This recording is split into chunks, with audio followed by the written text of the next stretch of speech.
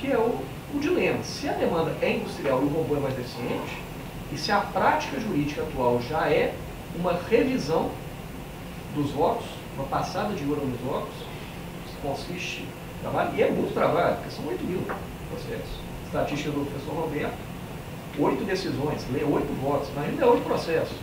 Ler 8 votos por dia já é uma tarefa desgastante, tendo que ler com atenção adequada. Então o problema... O justiça em números está lá. O destaque está justamente de 7 decisões por dia que eles falam.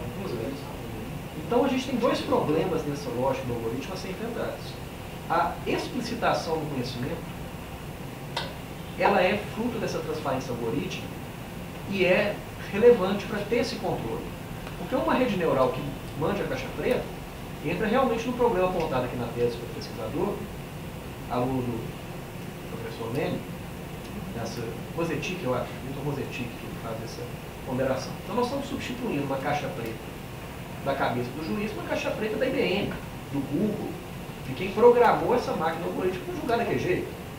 Então isso não resolve o problema da democracia, pode resolver pragmaticamente o problema da indústria de processos. Como é o caso da professora Roberto alarmou aqui para a gente, da Softplan já desenvolvendo um sistema semelhante. Mas, se estamos pensando em construção de um paradigma institucionalizado, a forma legítima, democrática, da gente ter esse controle, justifica a gente ter um algoritmo se, além dele ser mais eficiente, ele possa trazer um nível maior de democracia, ou seja, explicitar, conforme o CPC, os motivos da decisão para ter o controle. O advogado já vai saber, olha, vou recorrer porque o algoritmo falou que nesse caso não é dano moral, porque tem uma jurisprudência de 900 casos falando que não é. Essa jurisprudência está correta? Então a tese do meu recurso vai ser essa. Olha, eu estou recorrendo a essa decisão, porque por mais que 900 decisões falem isso, eu acho que isso é absurdo. Vou construir toda a tese em cima disso. E aí entra a questão do duplo grau. A proposta aqui, ó, quem tiver com o texto pela 121, que foi feita no trabalho, é o seguinte, olha, é factível pensar no procedimento no qual a primeira decisão automatizada seria homologada ou referendada pelo julgador humano e seria possivelmente passível de revisão por um órgão colegiado composto de seres humanos, assistidos ou não por máquinas, que iriam definir se a solução técnica fornecida inicialmente pelo computador é adequada ao caso ou se existe alguma particularidade, no caso não percebida pelo algoritmo, que seja capaz de ter a decisão. Então, essa inversão do ônus argumentativo é justamente a revisão, o duplo grau de jurisdição. O primeiro grau é uma sentença baseada na coletividade do status quo da jurisprudência.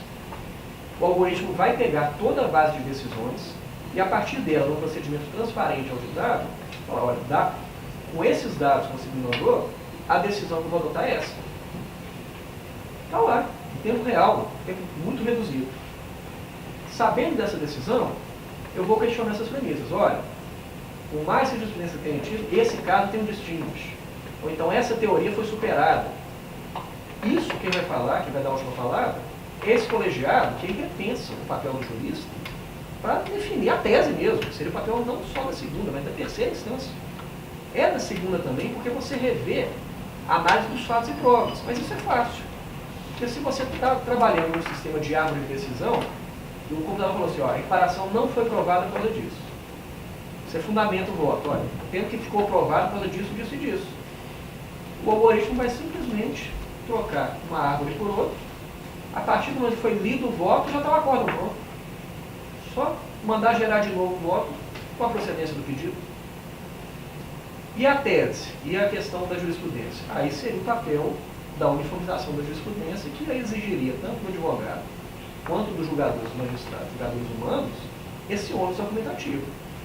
O que o magistrado está falando, a partir do momento que vê um algoritmo, partindo do pressuposto, que não é uma caixa preta, que é um algoritmo que todo mundo consegue ver o processo decisório que ele adotou, concorda com as premissas, e mesmo assim fala, olha, essa decisão está injusta, não é adequada para o caso, aí entra a necessidade do ônus argumentativo.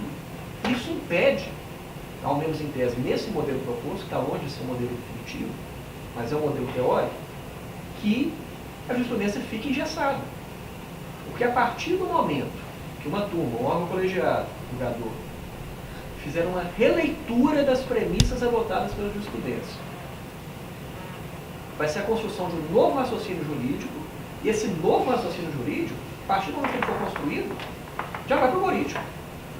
Vai ser aplicado imediatamente aos casos novos, conforme a ponderação. Se isso virar um precedente vinculante, vai ser utilizado.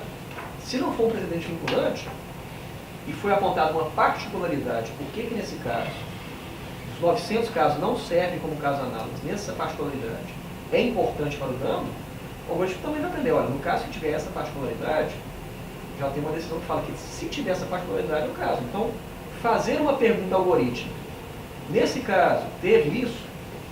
Se o algoritmo aprender a fazer essa pergunta, marcar o checklist, sim, teve essa particularidade, o próximo caso análogo que ele for julgar já vai decidir de forma diferente. Não vai negar o dano, vai dar o dano de acordo com aquela particularidade. Então, a construção da jurisprudência vai deixar de ser uma obra solipsista de cada julgador para uma obra coletiva. Essa que é a grande potencialidade do algoritmo. Porque o conceito de turma, é até engraçado, estava discutindo isso outro dia, turma é um camarada, né? Mas quando você fala que é uma questão coletiva, mas aí você está pressupondo uma rede neural, então. Porque, não necessariamente a rede neural. porque não vai ter uma programação.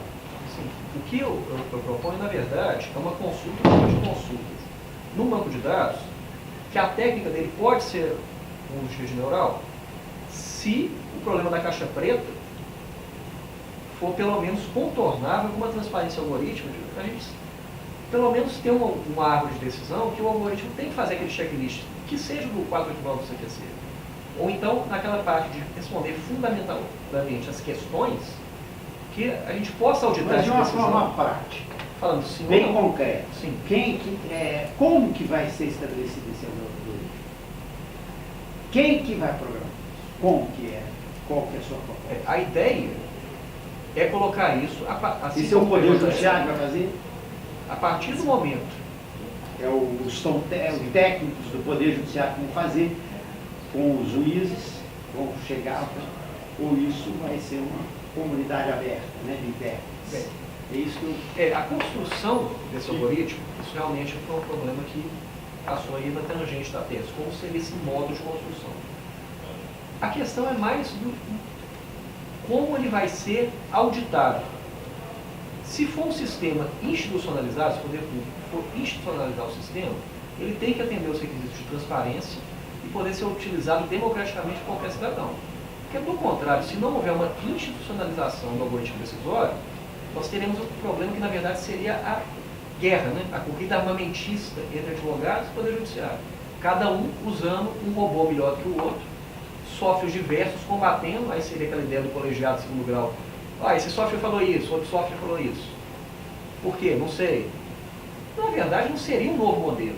Seria só uma hipertrofia do sistema atual. A gente estaria no mesmo buraco. Mesma prática jurisdicional industrializada, só que em vez de termos combatentes humanos, teríamos combatentes de sistema. Cada escritório de advocacia desenvolvendo o seu sistema de inicial, o banco desenvolvendo o sistema de defesa, e o judiciário, institucionalmente ou não, desenvolvendo a cada vara, a cada unidade judiciária, o próprio sistema. Isso é um cenário, infelizmente, mais provável até do que eu estou pressupondo aqui.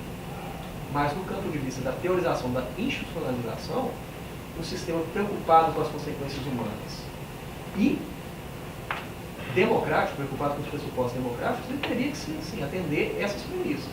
Ser acessível por qualquer do povo, facilmente acessível, retornar a mesma decisão, independentemente de estar sendo lá no judiciário, quem for consultar esse processo, com aquela versão do algoritmo 100 anos depois, ele teria que ser um sistema lógico suficiente para chegar naquela decisão e explicar os motivos pelo qual chegou naquela decisão. Esse seria um algoritmo decisório válido, de acordo com o ordenamento jurídico brasileiro, legítimo, se quiser usar a palavra melhor que vale. Do contrário, nós não teríamos uma revolução democrática do algoritmo, nós teríamos uma corrida armamentista. E essa corrida armamentista, aí, se deixarmos o embaixo dos softwares, nós estaremos, na verdade, concentrando o poder econômico. Quem tiver o melhor software vai conseguir construir uma decisão melhor, que vai enganar outros softwares, de versão automática, e por aí vai. Então não seria um cenário desejável para o Poder Judiciário e para a democracia. Mas, como disse, infelizmente, As empresas já estão pensando nisso, cada uma desenvolvendo o próprio software, e dentro do judiciário tem iniciativas institucionais de criação de mecanismos de decisão assistida, não totalmente automatizada, mas que está embarcando nessa guerra, porque não está preocupado em criar um sistema não solipsista. Ao contrário, está incentivando. Olha, pega todas as decisões do desembargador Eduardo Dente Chaves, traça o perfil dessas decisões, ensina o programa só a ver a histórica de jurisprudência, e a partir de então vai replicar isso no resto da vida. Uma tarefa muito mais fácil. Desenvolver um algoritmo baseado só numa estrutura de texto, de um julgador, que usa mais ou menos a mesma lógica de estrutura de acordo, de voto, mesma palavra, mesmos precedentes. É uma tarefa muito mais fácil do que construir um algoritmo Deve de ser varredura de um prazo. panorama mais a curto prazo vai ser esse. Sim. Né? Cada desembargador, cada um vai desenvolver para cada juiz na sua vara vai desenvolver isso, né? Porque realmente não precisa responder tudo não, professor. Eu estou satisfeito. Eu vendo aqui, eu acho que a gente conseguiu abordar. Você acha que conseguiu? Ô, Pedro, só na hora que você fez essa última pergunta, né, quem vai fazer isso, eu faria a mesma pergunta também, né, só para deixar a reflexão, com outra abordagem, né? Pergunta quem? É o judiciário, a empresa, é a Google, é o Brasil, enfim, vai ser aberto. Aí eu também perguntaria em relação à universidade. Em relação ao ensino jurídico, quem é o cara no sentido assim, qual é a formação dessa pessoa que vai fazer isso? E como a gente vê que a formação do jurista não está preparando para eventualmente participar do processo deles. De fazer isso. Não necessariamente vai ser apenas um jurista, mas nós estamos ensinando esse jurista a fazer isso também. Né? Eu penso no quem no sentido da formação da pessoa que vai ser apta a realizar esse tipo de trabalho. Quem desenvolveu o PJS certamente não foram juristas. Professor, só uma pergunta, levar a turma aí, antes da gente começar. Não for nem jurídico, nem inteligente. Só